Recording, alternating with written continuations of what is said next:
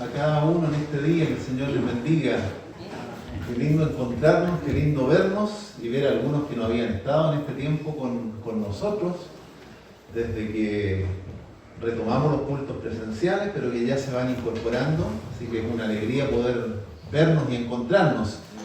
Vi que varios de ustedes ya se saludaron, ¿cierto? Estuvieron ahí conversando algún ratito, compartiendo. Y quiero destacar y mencionar que está con nosotros, por ejemplo, por el lado de acá Francisco, ¿cierto? Que está de vuelta de su retiro en el campo, después de harto tiempo, ¿no es cierto? Bueno, no solamente en el campo, pero sí harto tiempo ahí también. Así que está con nosotros Francisco, bienvenido, qué bueno verte, nos alegramos. Ya lo vieron, ¿cierto? Está por acá, ahí lo alcanzan a divisar. Los que están en la casa no lo van a ver porque está la cámara enfocando para acá nada más, ¿cierto? Así que se lo van a perder. Y un poquitito más al lado de acá está mi suegra. ¿Cómo no voy a estar contento que esté mi suegra hoy día acá? La hermana Norita y también el hermano Ariel, ¿cierto? Que es primera vez que están también en los cultos presenciales después de que partimos por ahí por septiembre de manera ya permanente. Y por el lado de acá, María José, ¿cierto? Que es invitada de Mauricio. Muy bien, bienvenida María José, que el Señor te bendiga, qué bueno que estés con nosotros hoy día acá también. Y damos la oportunidad, damos un ratito para saludarnos, ¿les parece o no? ¿Sí? Pero así no sin abrazar, sin entusiasmarse tanto, ¿no? Damos 2 minutitos, algunos vienen llegando recién, pueden mirarse, acercarse. No sean tímidos, no se preocupen. Eso.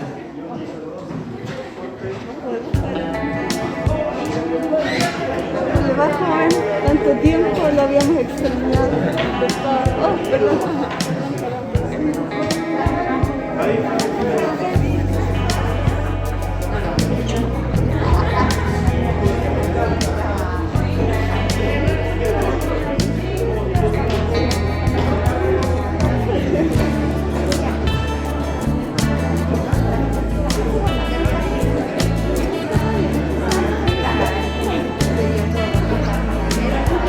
¿Cómo le va?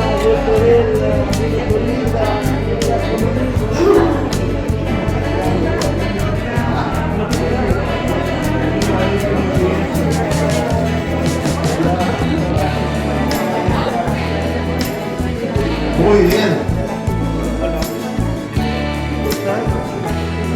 Bueno, eso da pie para conversar luego al final de la reunión. Y también para invitarse a la casa, tomar un cafecito, conversar un rato. Siempre hace bien, siempre es bueno.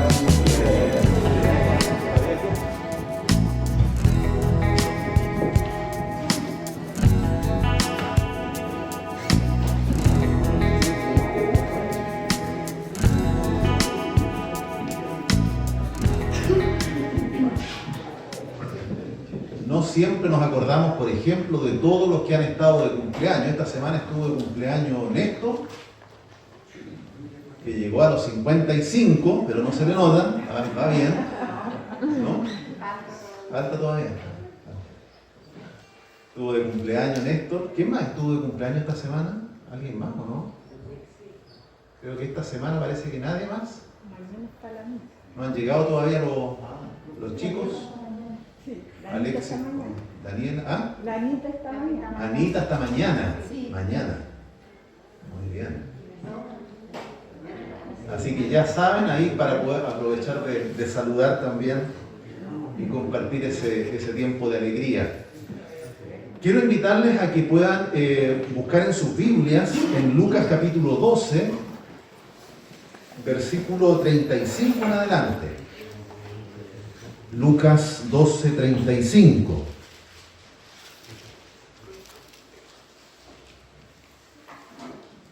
En esta versión, la Nueva Traducción Viviente, la palabra dice de la siguiente manera: estén vestidos, listos para servir, y mantengan las lámparas encendidas, como si esperaran el regreso de su amo de la fiesta de bodas, Entonces estarán listos para abrirle la puerta y dejarlo entrar en el momento que llegue y llame. Los siervos que estén listos y a la espera de su regreso serán recompensados, dice la palabra. Esta es una parábola de Jesús.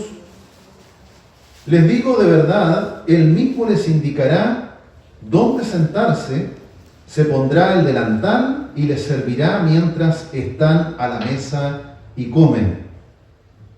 Puede ser que llegue en la mitad de la noche o durante la madrugada, pero cualquiera sea la hora a la que llegue, recompensará a los siervos que estén preparados. Entiendan, dice él, entiendan lo siguiente. Si el dueño de una casa supiera exactamente a qué hora viene un ladrón, no dejaría que asaltara su casa. Ustedes también deben estar preparados todo el tiempo, porque el Hijo del Hombre vendrá cuando menos lo espere.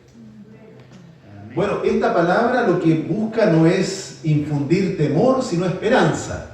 Ese es el énfasis que tiene. Aun cuando para aquellos que viven lejos del Señor, tal vez la mirada es como un poco de temor, de preocupación, de angustia o de inseguridad de saber cómo sucederán las cosas. Y tiene que ver con lo que vamos a estar reflexionando en el día de hoy. En el día de hoy también tenemos acá a Mauricio, Tori, tan bonitos ahí, ordenaditos, Tori y Chío, que nos están guiando en la alabanza, en la adoración. Y esto tiene que ver con algo que hemos conversado también con el ministerio, en la posibilidad de que el ministerio musical no tenga que estar todos los días sábados ensayando, los mismos hermanos, y tengan que estar todas las semanas participando, no porque no quieran hacerlo, sino porque también es importante cuidarlos, ¿no? Y es necesario que haya un rotar de quienes van a estar participando en las alabanzas, dirigiéndonos y guiándonos en ese sentido. Así que por eso que ustedes ven, por ejemplo, a Celina, a Frese, que están ahí sentaditos en la banca, a Miriam también, a nuestro hermano Juan Pablo, que no podía estar hoy día. Tiene que ver con eso. Demos gracias al Señor porque tenemos hermanos que pueden estar guiándonos en ese sentido. Así que les invito a ustedes a colocarse de pie para que podamos orar y presentar este tiempo a nuestro Señor. Oremos juntos y luego cantamos, ¿sí? Cantamos con alegría a nuestro Señor. Gracias te damos, nuestro Padre, gracias porque nos das la alegría de compartir en el día de hoy. Nos alegramos, Señor, y te lo decimos a ti en oración, así como lo compartimos públicamente en este lugar. Gracias porque vemos a algunos de nuestros hermanos, hermanas que no habíamos visto hace un tiempo en este lugar. Y te damos gracias por ver a Francisco, por ver a nuestra hermana Norita, por ver a nuestro hermano Ariel, por la compañía de María José. Gracias te damos, Señor, porque tú colocas en el corazón de cada uno este deseo y esta necesidad de estar juntos. Y queremos compartir este tiempo, Señor, con alegría en tu presencia.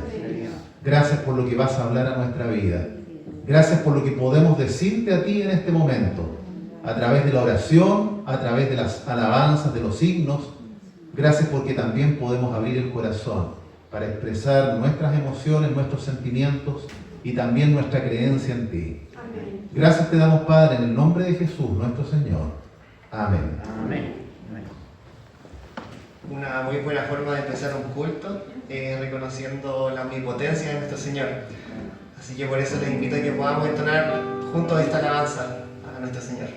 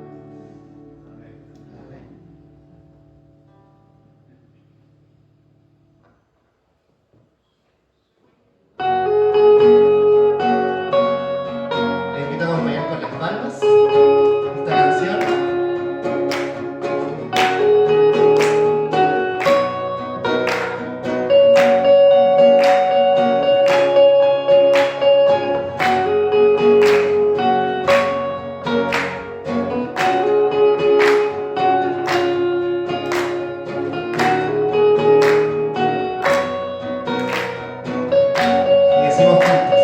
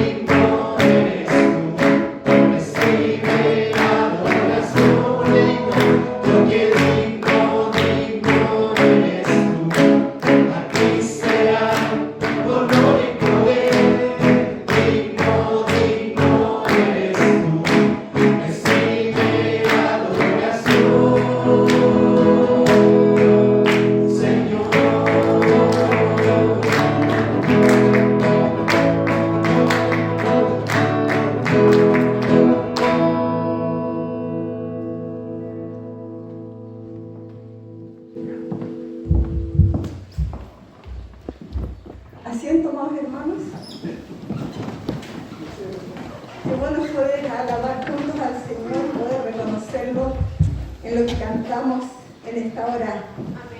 Pensando, ¿cierto?, en el desafío que el Señor ha colocado en nuestros corazones como iglesia durante este mes de noviembre, ¿cierto? Todas nuestras ofrendas van en apoyo, en ayuda de nuestros hermanos y a lo mejor familias también que aún no le conocen en Venezuela, y que a través, ¿cierto?, de este gesto generoso que cada uno vamos a tener al entregar nuestras ofrendas, va a recibir también esa ayuda. Y pensando en eso, quiero compartir una pequeña reflexión de lo que, en base a un texto de la palabra del Señor, nos dice, y este texto está en 1 Timoteo 6:18, dice: que hagan bien, que sean ricos en buenas obras, dadivosos, generosos. Y dice así la historia: un hombre de negocios que vendió su compañía de construcción de carreteras dejó pasmados a sus empleados cuando repartió entre ellos una tercera parte de las ganancias. Cada uno de sus 550 empleados recibió una parte de los 128 millones de dólares, y algunos de sus asociados de larga data en la compañía recibieron bonos de $1 millón cada uno, libres de impuestos. Lo que realmente da sentido a la vida es compartir los buenos tiempos, dijo el dueño. La gente trabaja muy arduamente para nosotros. Yo quería hacer lo correcto. Un amigo me dijo una vez: a veces Dios no nos confía dinero porque queremos conservarlo, cuando Él quiere que lo demos. Yo ponderé esa afirmación al ver lo que hizo ese generoso hombre de negocios y las palabras de las Escrituras dirigidas a los ricos de este siglo en 1 Timoteo 6:17. Pablo en el versículo 18 dice: que hagan bien, que sean ricos en buenas obras, dadivosos, generosos. Es fácil decir: si tuviera millones, con gusto compartiría con los demás lo que tengo. Pero, ¿lo haría realmente? ¿Qué riquezas? Y estas preguntas nos podemos hacer cada uno. ¿Qué riquezas relacionadas con el tiempo, los talentos o los tesoros que estoy acumulando hoy? ¿Qué me ha dado Dios que no estoy dispuesta o dispuesto a compartir? Cualquiera que sea la forma como Dios nos bendiga, Él anhela que estemos gozosos y que seamos generosos al compartir esas bendiciones. Y la frase final dice: el Señor no solo ve cuánto damos, sino también cuánto guardamos. Yo les decía, y lo hemos repetido, cuando hablamos de ofrenda hablamos de un acto voluntario, de algo que nace del corazón y que lo entregamos cada uno, ¿cierto?, de acuerdo a lo que el Señor nos ha bendecido. Y quizás algo que nos ayuda para que estas ofrendas también puedan cobrar a lo mejor un sentido especial en nuestro corazón es saber cómo vive la gente de San Sebastián, que es el pueblo donde va a ir esta ayuda, donde esas familias van a recibir nuestra ayuda en mercadería. Yo voy a invitar a Yosmari que venga acá, que ella conoce, ella es de allá, y ella nos va a contar un poquito cómo es la vida de aquellos que viven en ese lugar, y que también entonces pongamos atención y después pensemos que a ellos vamos a ayudar y vamos a bendecir a través de nuestras ofrendas. Yosmari, que Dios te bendiga.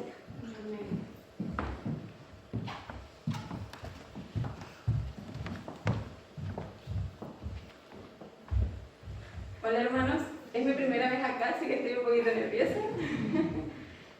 Bueno, como lo comentaba la señora Dinelli, quería hablarles un poquito de San Sebastián. Queda en la zona central de Venezuela, muy cerca de los llanos venezolanos.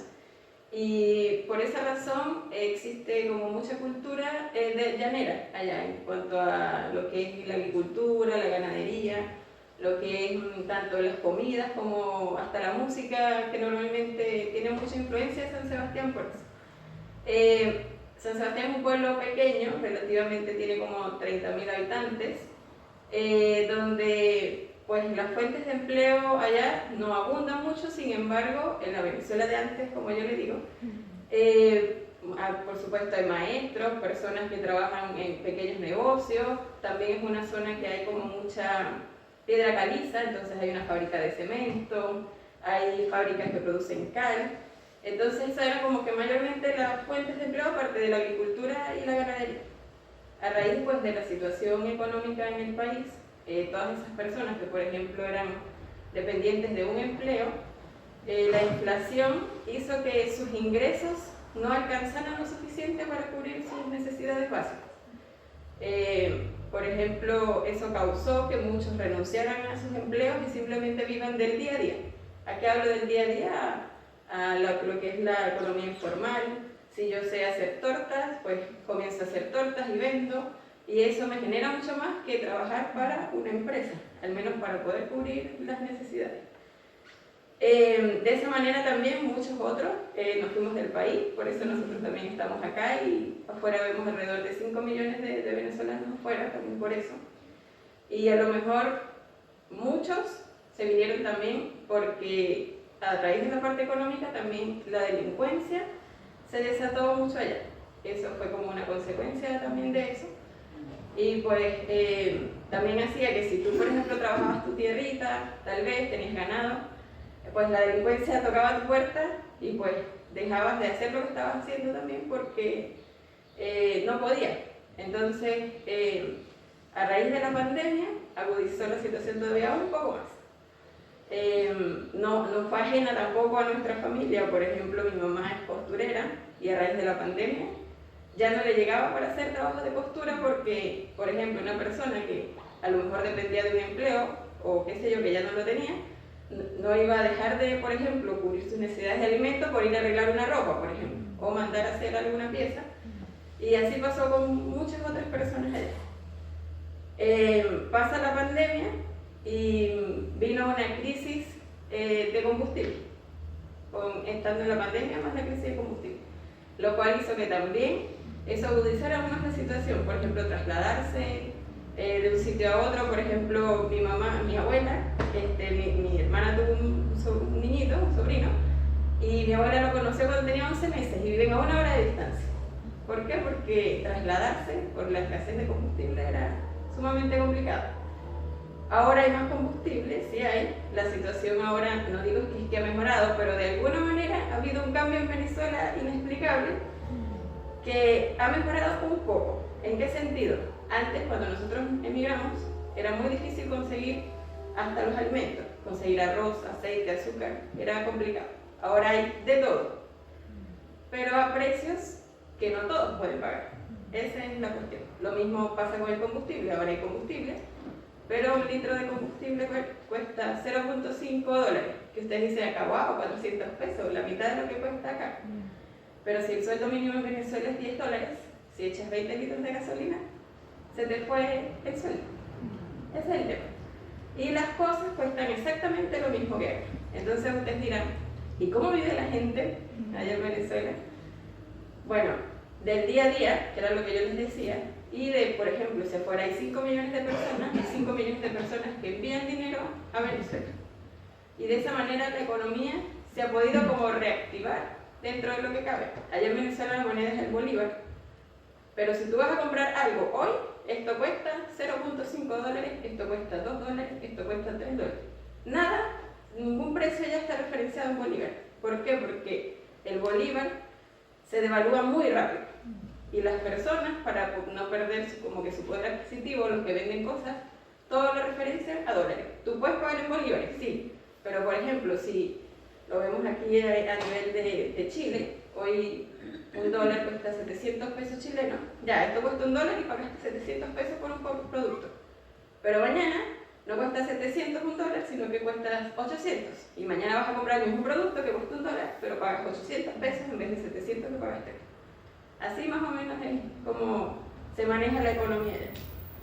Entonces, como les decía, hay cosas para comprar, pero a las personas no les alcanza lo suficiente. Entonces, no decimos que es toda Venezuela, porque siempre hay un grupo que sí puede hacerlo, sí puede darse lujo, sí puede viajar, pero no es el común, no es el común de todas ellas. Entonces, esta ayuda que se está tratando de hacer es para ayudar a las personas más vulnerables, que a veces uno dice, no, es que no puedo llegar a fin de mes. No, hay personas que ni siquiera pueden hacer sus 3 comidas al día, o si las hacen solo con porotos y arroz, porque comer carne se convierte en un lujo, y así es la situación. Nuestra familia ya, bueno, gracias a Dios hemos sido muy bendecidos, están bien, con salud, igual con las vicisitudes como todos, de falta de combustible, se va la luz, el agua, que es muy común, pero también al menos tienen sus 3 comidas al día y pueden cubrir sus necesidades. Y bueno, lo del COVID igual les ha tocado su puerta, pero gracias al Señor no han habido complicaciones, así que podemos dar gracias por eso. Así que mis hermanos, eso les quería compartir. No me voy a extender más porque podríamos pasar todo el día. Así que bueno, los dejo con el pastor para que puedan aquí continuar con el programa. Gracias. Gracias, John Mari. Yo sé que John Mari se contiene harto, ¿cierto? Porque no es fácil hablar de situaciones difíciles que se viven en el país cuando se está lejos y cuando la familia está allá, ¿no es cierto? Y la preocupación que eso genera. Así que gracias, John Mari, por compartirnos lo que se está viviendo con las circunstancias difíciles que enfrentan muchos y por poder nosotros de alguna manera aportar y bendecir la vida de quienes están pasando tiempos más complejos y tiempos más difíciles. Amén. Quiero invitarles a orar, luego vamos a cantar, pero quiero invitarles a orar y que podamos presentar la situación que se vive en Venezuela, pero también necesidades que tenemos acá en nuestra iglesia, necesidades que tenemos en nuestra ciudad y necesidades que tenemos en nuestro país. El próximo domingo no vamos a tener el culto habitual porque tenemos las elecciones y por lo mismo vamos a suspender nuestro culto, pero es un motivo de oración para que el Señor nos guíe y nos dé sabiduría también en ese sentido. Nuestra hermana Anita Jiménez sigue muy delicada de salud. Estuvimos hace unos días con algunos hermanos llevando algo muy necesario para ella en este tiempo como una ayuda de parte de la iglesia y podemos dar gracias al Señor por eso, porque toca los corazones para bendecir, pero ella está en una situación de salud difícil, así que oremos por nuestra hermana Anita y por su hija, por Daniela, por lo que significa este tiempo para ellas también. Ya varios de ustedes supieron que mi papá también tuvieron que hacerle una intervención rápida y colocarle marcapaso, y está en la casa y está en proceso de recuperación, pero con sus altos y sus bajos, así que pedimos también oración en ese sentido, para que todo vaya de buena manera. Les invito a ustedes a colocarse de pie, para que podamos orar, para que podamos conversar con nuestro Señor. Hermana Nancy, venga aquí adelante y nos dirige en oración.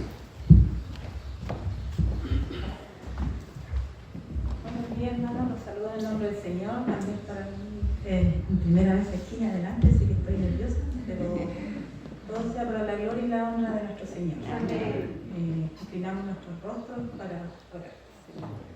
Padre Celestial, damos muchas gracias, Señor, por este nuevo día de vida, Señor, que nos das, que nos regala, Padre Santo, porque sabemos, Señor, que tu misericordia, tu amor es todos los días para con nosotros, Padre eterno. Ahora te pedimos, Padre Santo, por todos nuestros hermanos que están enfermos, Señor, que necesitan de una bendición de salud tuya, Padre Santo. Nuestra hermana Jacqueline, Señor, nuestro hermano Ariel, nuestra hermana Anita Jiménez, Señor, te suplicamos por ellos, para que tú obres en sus vidas, Señor, en su salud, Padre Santo. Así también, Señor, te pedimos por la situación de Venezuela, Señor, para que tú ayudes a esos países hermanos, Señor, a poder salir de esa crisis, Señor, que están sufriendo, Señor, y todas las personas que están de falta de trabajo, falta de alimentos, Señor. Tú seas supliendo todas sus necesidades, Padre Celestial, de alguna u otra manera, Padre Santo. También te pedimos por la situación de nuestro país, Señor, de nuestra Araucanía, Padre Celestial, que tú pongas paz, Señor, en esta región, Padre Celestial, para que ya no haya más muerte, Señor, ni más dolor en tantas familias, Padre Santo. También, Señor, te pedimos por las elecciones que van a venir en nuestro país, Señor, que cualquiera sea la decisión, Señor, que sea tomada, Señor, sea lo mejor para nuestro país y vuelva la tranquilidad y, Señor, la paz, Señor amado. También te pedimos, Señor, que tú nos sigas preparando, Señor, como dice tu palabra, para tu venida, para que podamos, Señor, estar prestos, Señor, a tu venida y preparados y tú moldeanos, Señor, como tú quieres que seamos, Señor, como dice tu palabra, Señor. Guíanos todos los días, Señor, y te damos muchas gracias por todo lo que nos das, Padre Santo. Todo lo dejamos en el nombre de nuestro Hijo amado Jesucristo. Amén. Amén.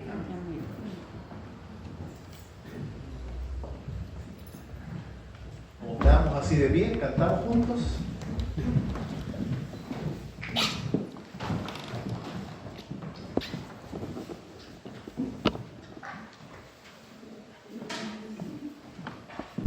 Cantemos.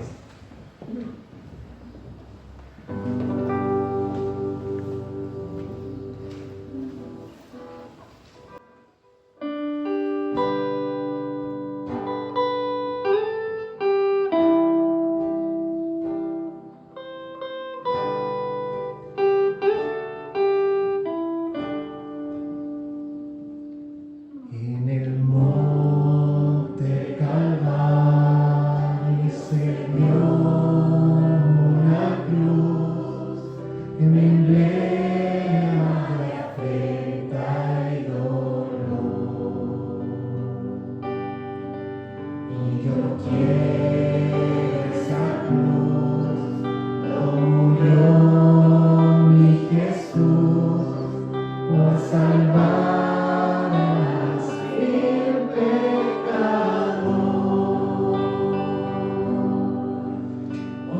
Siempre amaré esa cruz, en sus triunfos mi gloria será, y algún día libres de una cruz, mi corona Jesús me dará.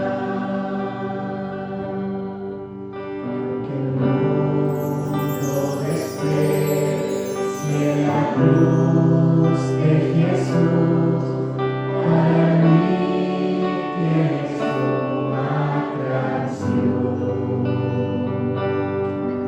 porque en ella veo el Cordero de Dios, mi pecado y condenación. Por siempre amaré esa cruz, en sus triunfos y gloria será. Y algún día en vez de una cruz,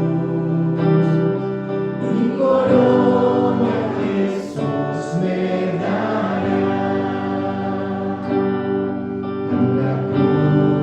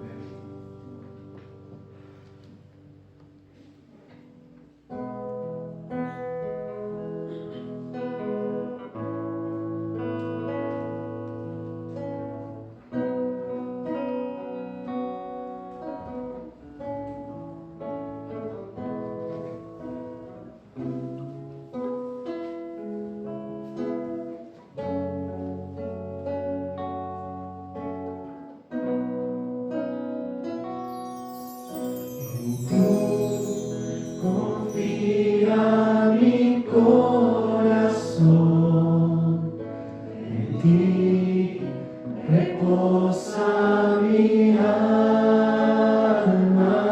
mi ser descansa en ti, puedo ser feliz.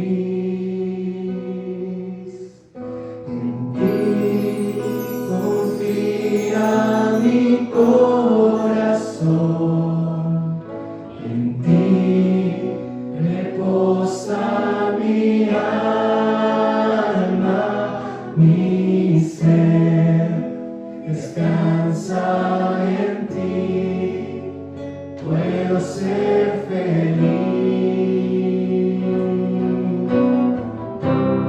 porque sé que estás soplando tu perfecta voluntad en mi vida, estás sobrando tu perfecta voluntad.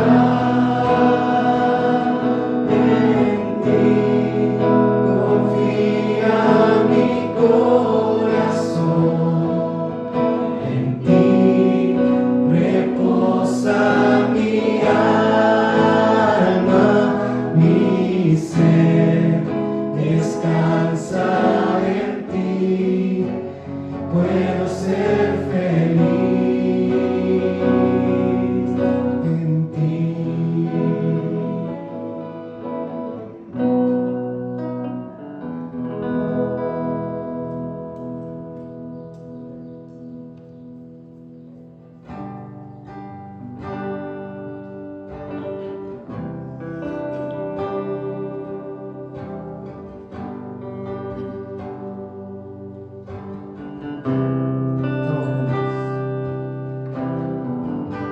Temprano yo te buscaré,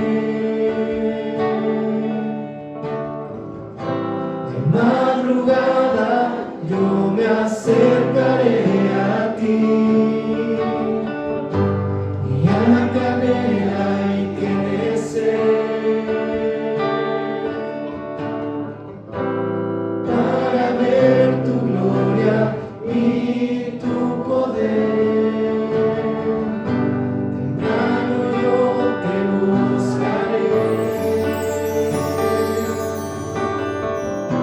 de madrugada yo me acercaré a ti. Mi alma te anhela y tiene sed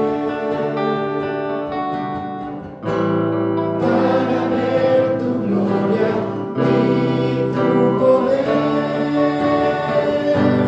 Mi socorro has sido tú,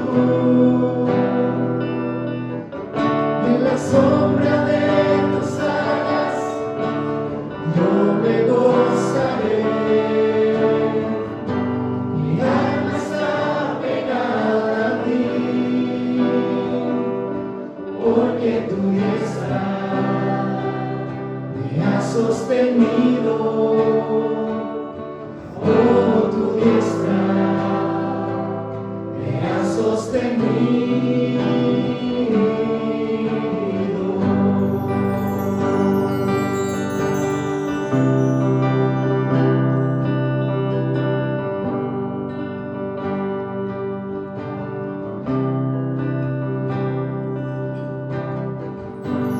Temprano yo te buscaré, de madrugada yo me acercaré a ti. Mi alma te anhela y tiene sed para ver tu gloria y tu poder. Mi socorro has sido tú, y en la sombra de tus alas yo me gozaré. Mi alma está pegada a ti, porque tu diestra me ha sostenido. porque tu diestra me has sostenido, por tu diestra me has sostenido.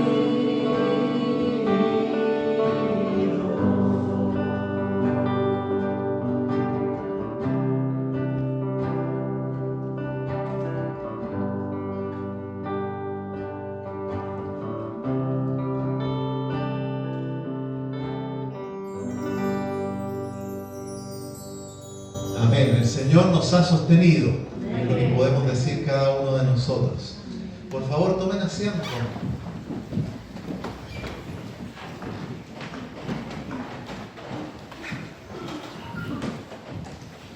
Cuando llegamos a conocer a Cristo, cuando nos entregamos a Él, lo que deseamos es que en cada circunstancia de la vida sea la palabra de Dios la que vaya transformando nuestro pensamiento.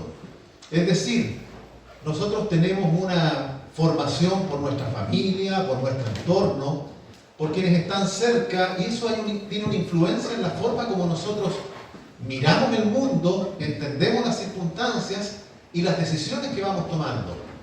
Pero cuando Cristo llega a la vida, cada uno de nosotros nos desafiamos a que ahora nuestra mirada sea desde la perspectiva de la palabra, que podamos entender la vida como Dios la está entendiendo, y que si es necesario el Señor transforme y cambie nuestra forma de comprender, nuestra manera de entender el mundo, las cosas que nos rodean, las decisiones que tenemos que tomar. Le pedimos al Señor que sea así, que sea su palabra la que transforme nuestra vida. Amén. Quiero invitarles a reflexionar una vez más. Lo vamos a hacer a través de una canción que expresa su letra, también a través de la danza. Así que voy a invitar a Gaby y Gloria, o Gloria y Gaby, para que nos guíen en este tiempo de reflexión.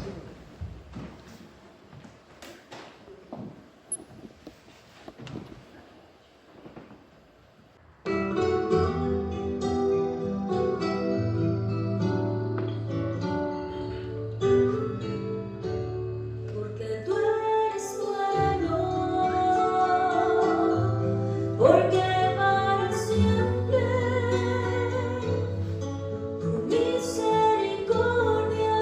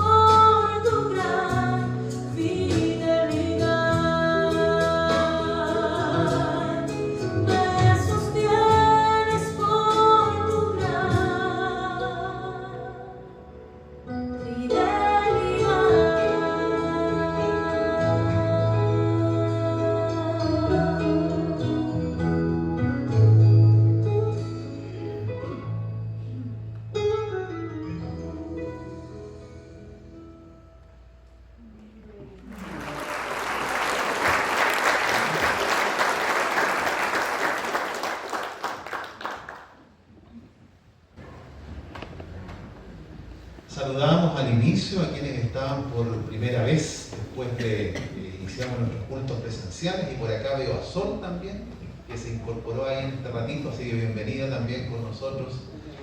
Que el Señor te bendiga y qué bueno verte acá en el templo. Nuestra hermana Anita durante estos días estuvo de paseo en Licanray. No era paseo, era un campamento, un encuentro, un retiro, algo así, ¿no es cierto?, de las directoras de todo el país de la Unión Femenil, con el directorio nacional y las presidentas de cada región.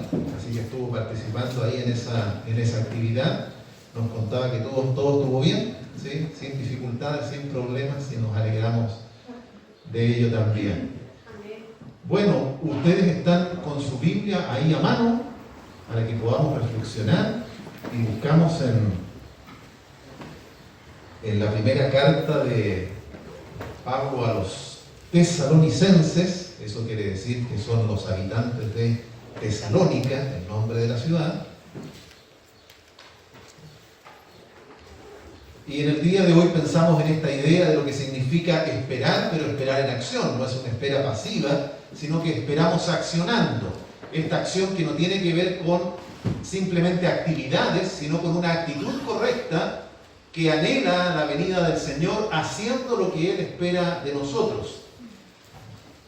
Hace un tiempo atrás, que ya en varios centros de salud se ha ido implementando un cambio de nombre o de figura en la manera como se trata a quienes están atendiendo ahí. Y ya no se habla solamente de un paciente, sino que se habla de un usuario. Por lo menos eso es lo que uno va viendo cuando uno conversa y lo tratan. Y hay diálogo respecto de lo que significa la atención. Se habla mucho acerca de un usuario y no solamente de un paciente. Aunque algunos dirían que para otros no son ni pacientes ni usuarios, sino que tal vez clientes. No, pero ese tema es otro tema que no lo vamos a ver en el día de hoy, ¿cierto? Vamos a pensar en usuario y paciente.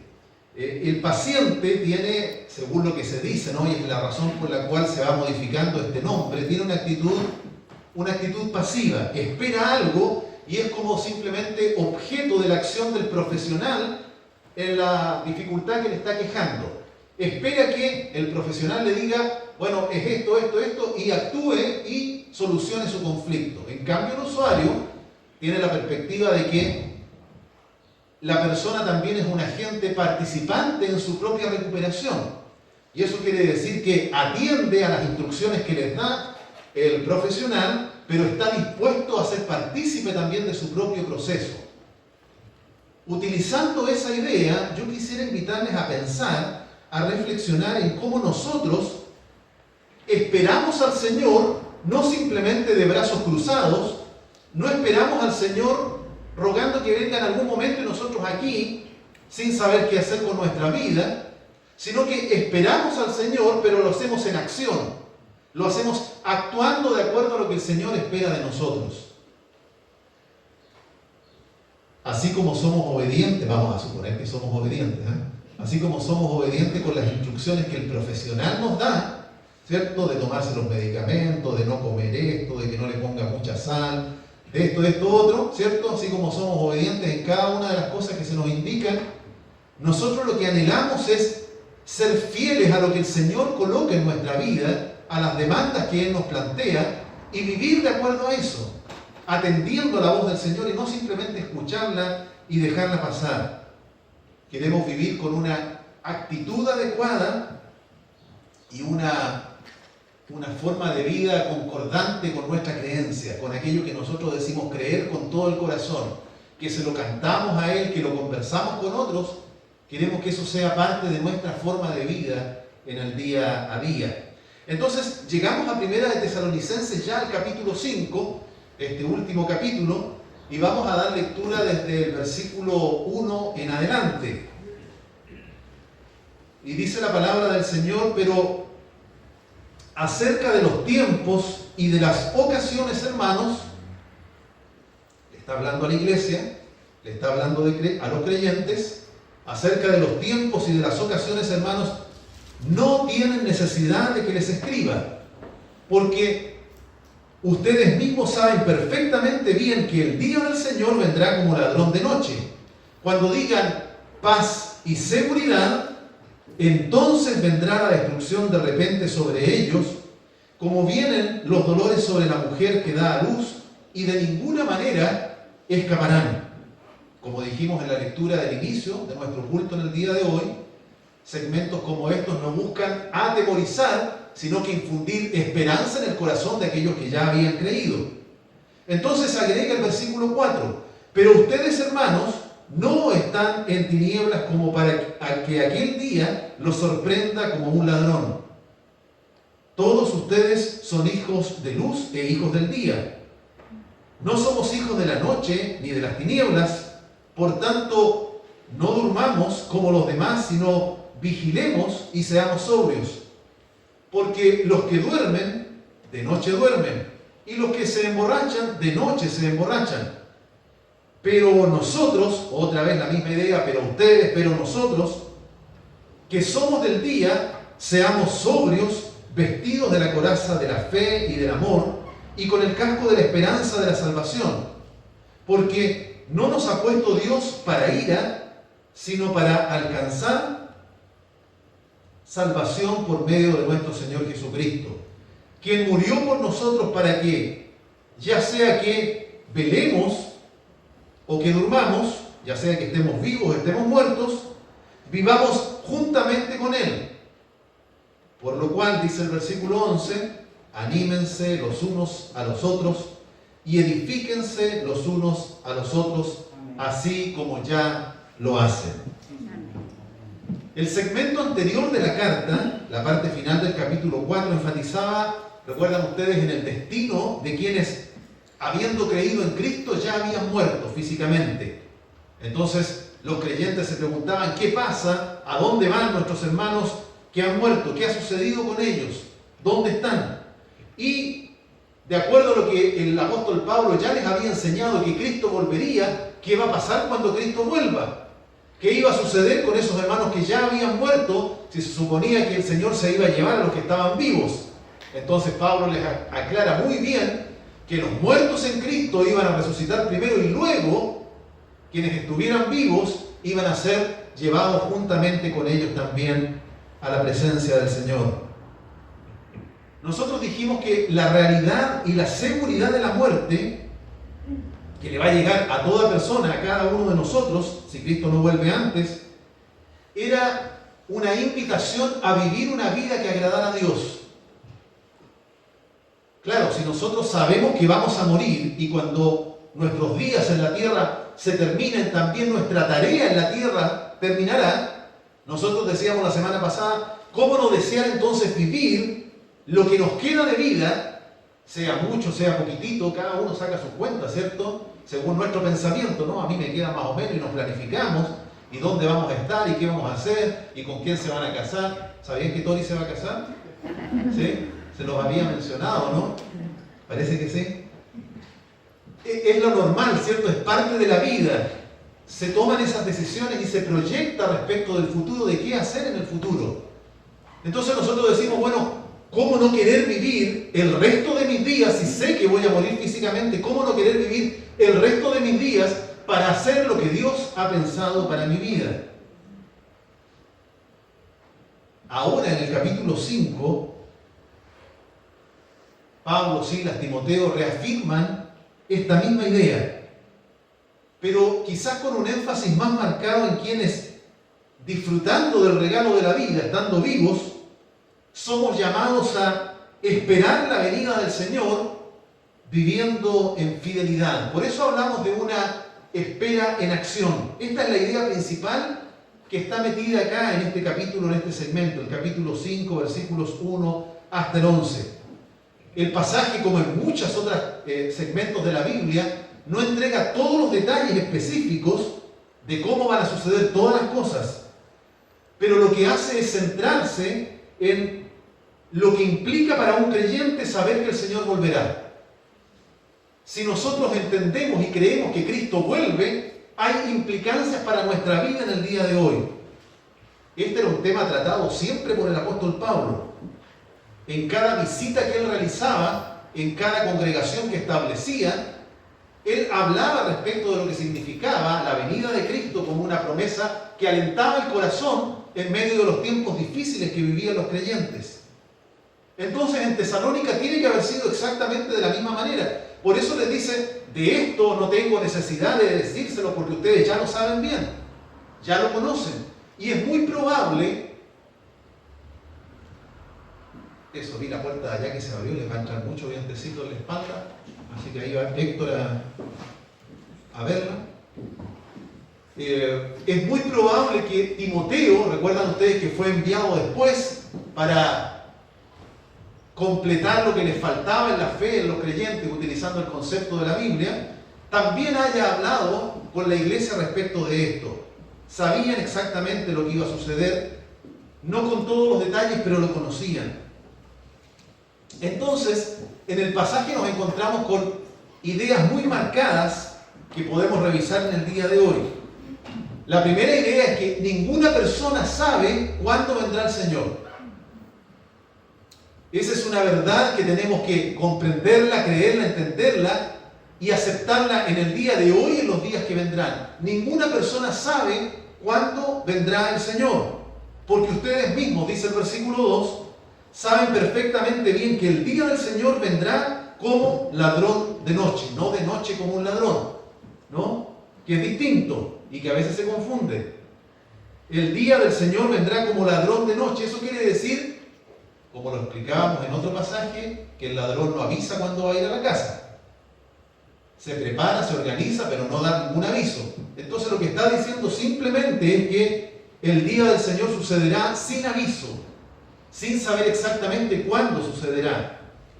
Y aun cuando cada cierto tiempo aparecen algunos profetas, algunos iluminados, que tienen la fecha exacta, la palabra es clara en cuanto a esto. Nadie sabe cuándo el Señor vendrá. Hermanos, es importante entender este concepto, es importante creerlo y aceptarlo porque la palabra lo enseña. Porque nosotros hemos escuchado y seguiremos escuchando a personas que afirman tener la fecha cuando el Señor vuelve.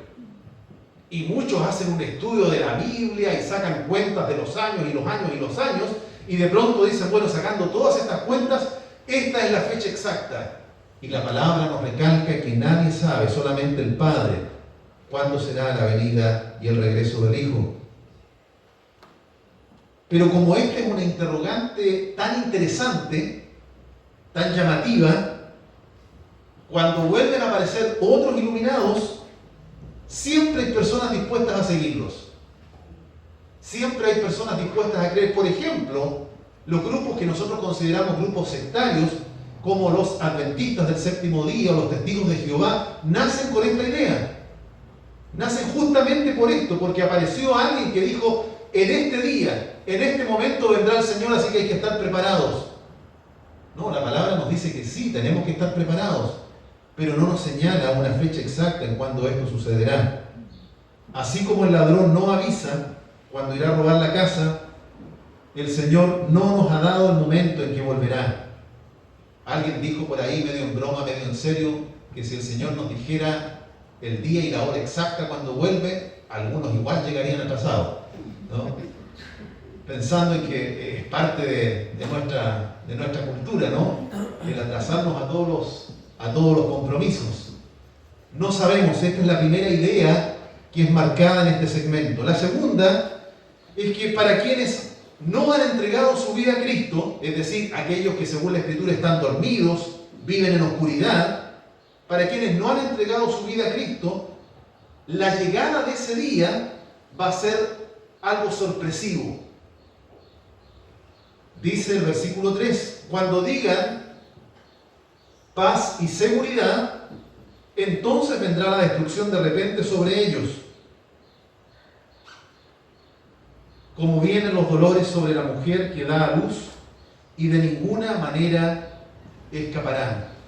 Y de ninguna manera escaparán. Aquí, hermanos, hermanas, nos encontramos con frases bastante definitorias, ¿cierto? no da lugar a dudas respecto de qué es lo que sucederá. Frases definitorias que marcan el rumbo, que nos dejan a nosotros la película un poco más clara respecto de qué sucederá con aquellos que no han entregado o no quieren entregar su vida a Cristo. Quienes decidan, según lo que dice la palabra, vivir en contra de los planes del Señor, serán sorprendidos por su venida.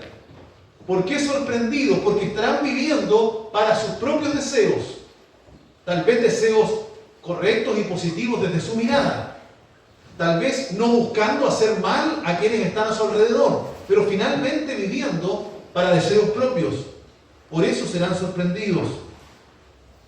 Y utiliza una ilustración aquí el apóstol Pablo diciendo que será como el momento del parto, con todos sus dolores, con estos dolores que alcanzan a la mujer que está embarazada, que sabe que van a llegar, y aun cuando de alguna manera se anticipa y tiene una fecha aproximada. Bueno, en este tiempo era un poco más complejo sacar fechas exactas como se dan hoy día, aún así es una sorpresa y de pronto llegó, y es el momento, y es el tiempo en el cual tiene que dar a luz. Quienes no se entreguen a Cristo, dice la palabra, quienes no tengan esta actitud de arrepentimiento verdadero, no escaparán del juicio del Señor. Es la verdad que nos declara este pasaje. Y vuelvo a decir, no es una amenaza, es una voz de alerta, es un llamado a volverse a Cristo. Es una luz que se enciende de manera fuerte y potente para decir, esto hay que ponerle atención, esto es importante. ¿Cuándo ocurrirá todo esto? Miren lo que dice la primera parte del versículo 3. Cuando digan, ¿qué cosa?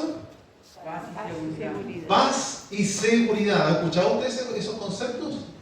¿Sí? Tan necesarios en nuestro tiempo, ¿no? De lo que se habla mucho y se repite bastante. Paz y seguridad. Que tengamos paz y que estemos seguros. Me parece que las cosas cambiarían completamente. Sería tan distinto el panorama. Cuando digan esto, paz y seguridad. Este era uno de los lemas del Imperio Romano. Paz y seguridad. ¿Por qué? Porque se ofrecía paz y seguridad para todos los habitantes del Imperio Romano, aquellos que nacían libres. Un romano sabía que tenía paz y podía vivir en paz y que estaba seguro porque el imperio le prometía y le otorgaba eso de verdad. Pero también el imperio ofrecía paz y seguridad para sus adversarios, para aquellos que eran sometidos bajo el imperio. Entonces, en el momento de ser sometidos, o incluso antes de ser sometidos, se les decía, si ustedes se entregan voluntariamente, se someten a nuestras normas, pueden seguir viviendo en su lugar, en su comunidad, y lo van a hacer en paz y con seguridad, pero van a ser parte del imperio. Ese era el ofrecimiento para aquellos que nacían libres y también para aquellos que eran esclavos, pero aún siendo esclavos podían vivir en paz y con seguridad. Quizás es por esto que algunos relacionan esta idea de paz y seguridad en nuestro tiempo, como el hecho de la aparición de un gran líder mundial. ¿Han escuchado esta idea? ¿Sí? La posibilidad de que aparezca un gran líder mundial que pueda aglutinar a muchos países y ponerse de acuerdo para decir, vamos a vivir en paz, vamos a vivir tranquilos, vamos a vivir con seguridad. Esta es la promesa que va a hacer algún líder a nivel mundial. Y durante la historia se han marcado distintas personas, ¿no? Y se ha asegurado, esta persona es este gran líder mundial que está ofreciendo, así que la venida del Señor está pronta. El pasaje está diciendo, sí, que cuando esa sensación de seguridad, cuando esa sensación de paz, de tranquilidad, llegue a la mayoría de los países en el mundo, la venida del Señor está muy pronta. Es una señal de que Cristo vuelve muy pronto. Pero yo quisiera ir un poco más allá. No solamente pensar en esta idea de paz y seguridad a nivel de países, a nivel de continentes, a nivel del mundo. Creo que el pasaje también está hablando de una actitud del ser humano de buscar paz, de buscar seguridad por sus propios medios. Es decir, yo me esfuerzo y yo consigo y yo trabajo por vivir en paz y por estar tranquilo sin considerar a Dios en mi vida. Yo construyo el propio proceso de mi vida dejando a Dios fuera y lo construyo de tal manera que puedo decir que estoy viviendo en paz y estoy seguro y estoy tranquilo. Entonces es como decir, cuando el mundo se sienta seguro en sí mismo, cuando el mundo crea que la solución a sus males, a sus conflictos y a sus problemas esté en el ser humano mismo y no en Dios que lo ha prometido, pareciera que es una señal inequívoca de que el tiempo del Señor está más cerca aún. Así como el mensaje de juicio de los profetas en el Antiguo Testamento siempre era desacreditado por falsos profetas, y el Señor enviaba a un profeta a decirles, mire, viene destrucción sobre la nación porque ustedes se han apartado de Dios. Entonces aparecían otros falsos profetas que decían y hablaban y publicaban lo que la gente quería escuchar. ¿Y qué es lo que la gente quería escuchar? La gente quería escuchar que se les dijera, bueno, no es tan grave, no es tan complicado, porque sí, estamos pasando circunstancias de dificultad, pero se van a terminar, ya se van a acabar.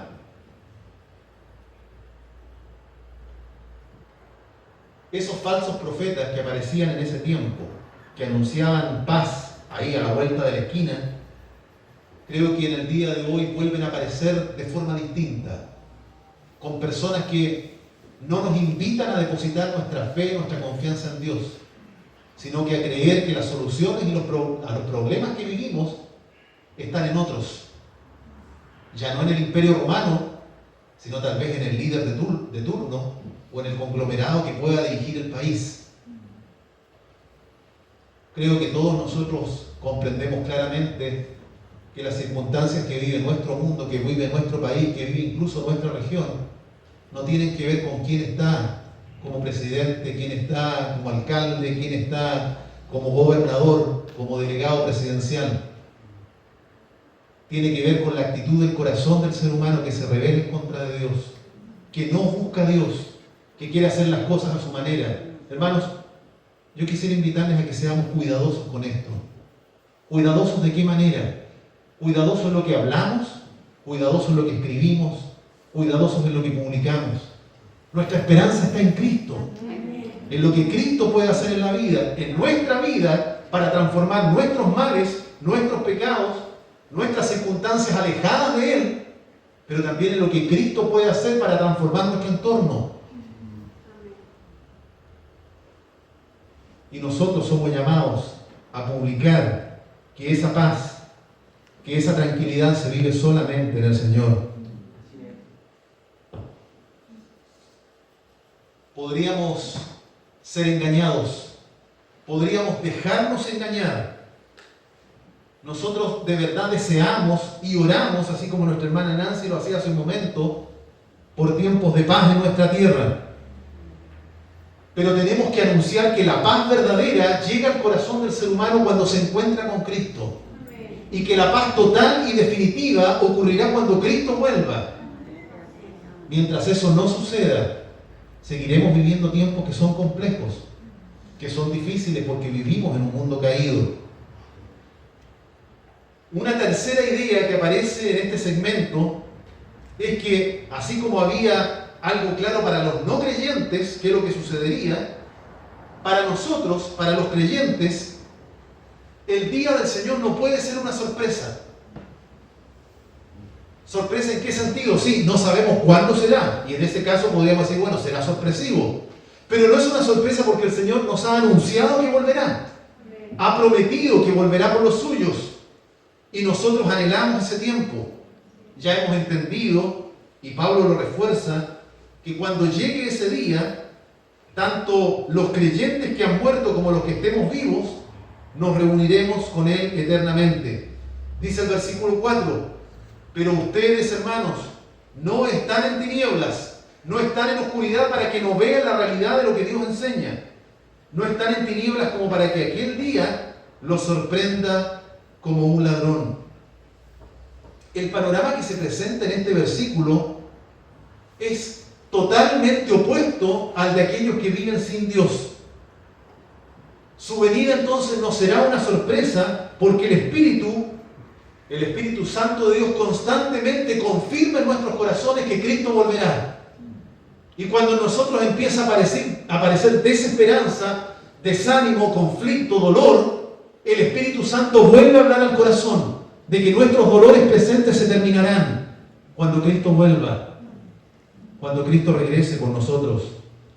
Entonces, su venida no será una sorpresa. El Espíritu Santo nos habla y nos enseña esta realidad de que Cristo vuelve por los suyos.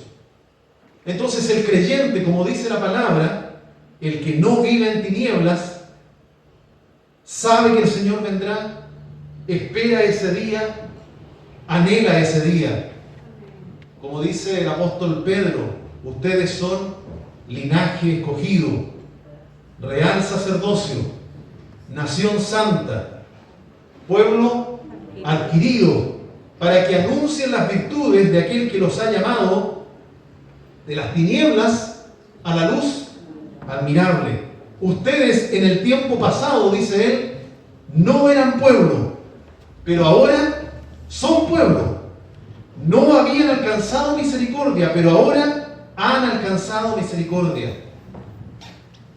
Cristo en nosotros, Cristo en nuestra vida, hace la diferencia en cómo enfrentamos nuestras circunstancias y hace la diferencia en cómo esperamos su venida.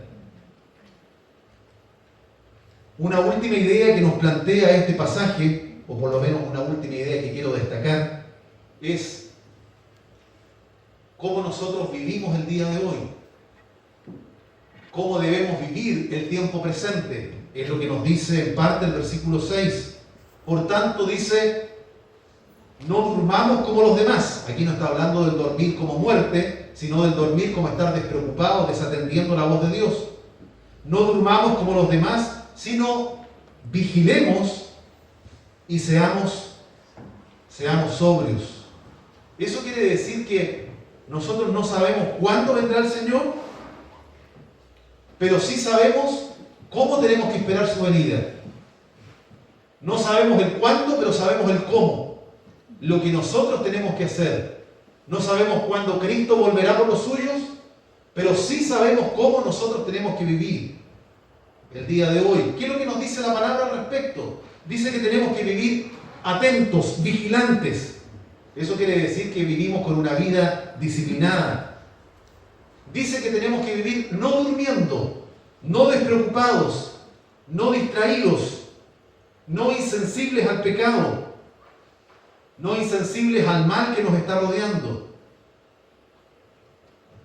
De alguna manera pareciera que el apóstol Pablo está reforzando una enseñanza de Jesús a sus discípulos, con la cual iniciamos nuestro culto en el día de hoy. Y leímos la primera parte, el primer segmento, versículos 35 hasta el 40 de Lucas capítulo 12. Pero desde el versículo 41, Lucas 12, 41, nos encontramos con la parábola de los mayordomos, que quiero dar lectura. Y dice así: entonces Pedro le dijo, después de que Jesús ya les hablara de lo que significaba el final del tiempo: Señor, ¿dices esta parábola para nosotros o también para todos? Es bueno hacer preguntas, ¿cierto? Siempre es interesante hacer preguntas porque así obtenemos también respuestas.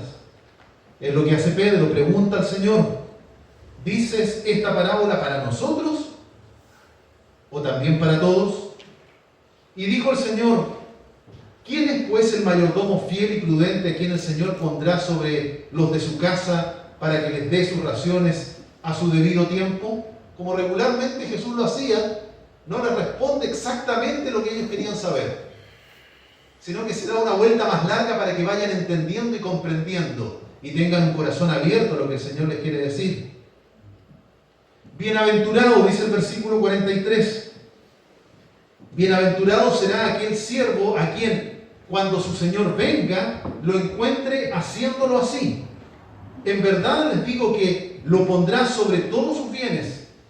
Pero si aquel siervo dice en su corazón: mi Señor tarda en venir, y comienza a golpear a los siervos y a las siervas, y a comer y a beber y a embriagarse. Es decir, vive una vida desordenada sin considerar ni a Dios ni al prójimo.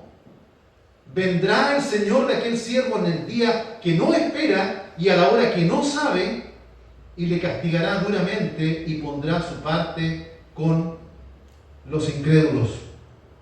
Porque aquel siervo que entendió la voluntad de su Señor y no se preparó ni hizo conforme a su voluntad, esto pareciera que es un misterio, ¿no? Recibirá, dice, muchos azotes, no son literales.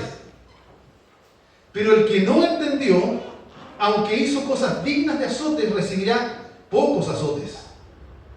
Porque todo aquel a quien le ha sido dado mucho, mucho se demandará de él. Y de aquel a quien confiaron mucho, se le pedirá más. Jesús lo que está diciendo es que nosotros somos responsables de la palabra que el Padre ha puesto en nuestro corazón. De cada palabra, de cada voz que hemos escuchado en nuestra vida, de cada enseñanza que hemos recibido, de cada llamado que Dios ha hecho en nuestro corazón. Somos responsables delante de Él.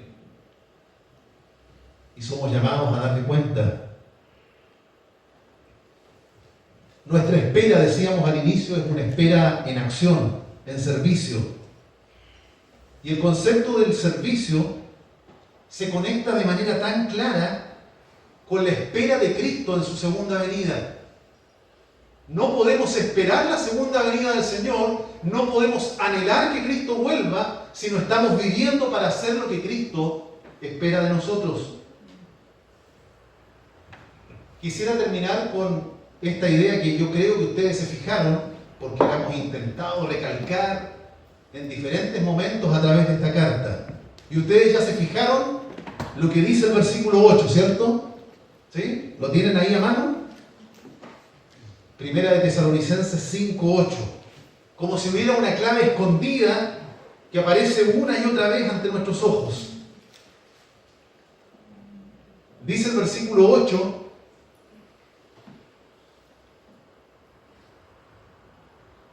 pero nosotros, que somos del día, seamos sobrios, vestidos de la coraza, ¿de qué dice? De la fe. ¿Y qué más dice? Y del amor. ¿Y con el casco de qué cosa? De la esperanza de la salvación.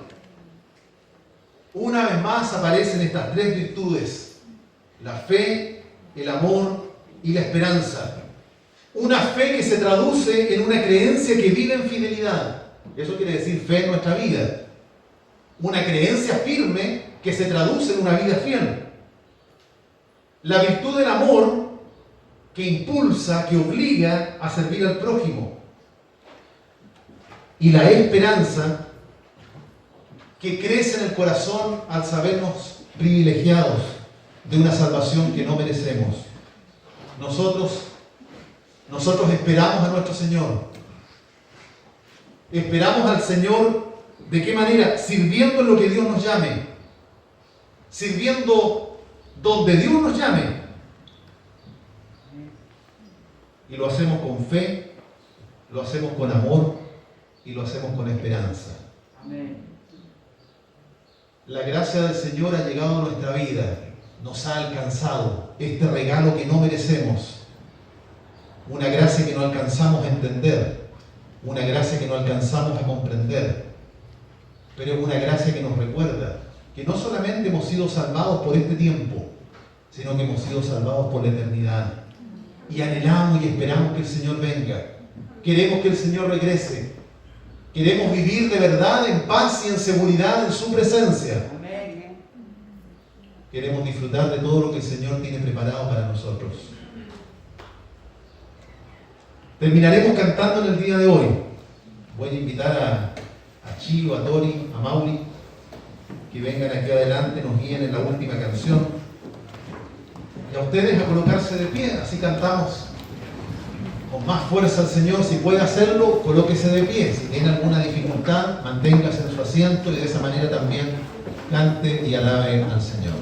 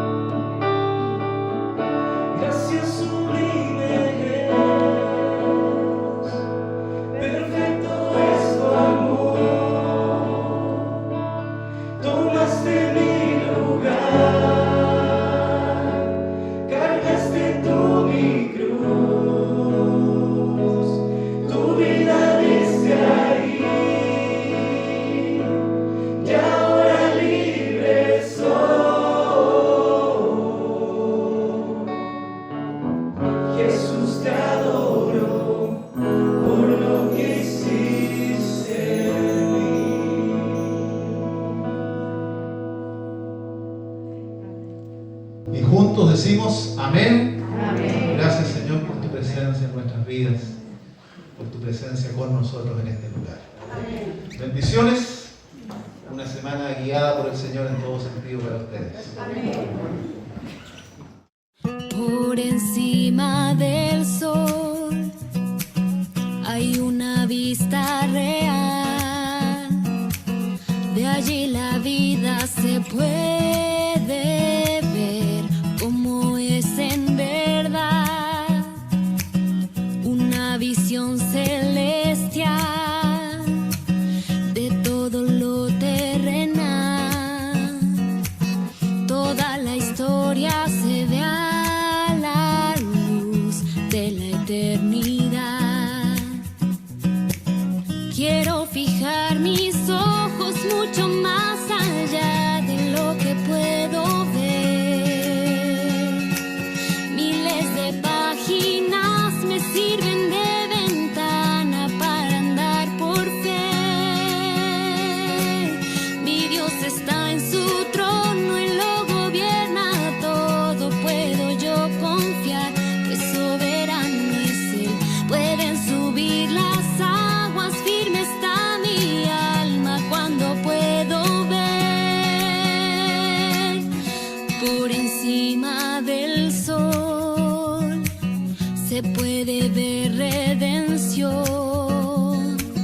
Todo lo viejo cambiando por una nueva creación. La más profunda aflicción luego se vuelve una nueva canción. Cuando yo puedo un destello ver de la gloria de Dios. Quiero fijar mis ojos mucho más allá de lo que puedo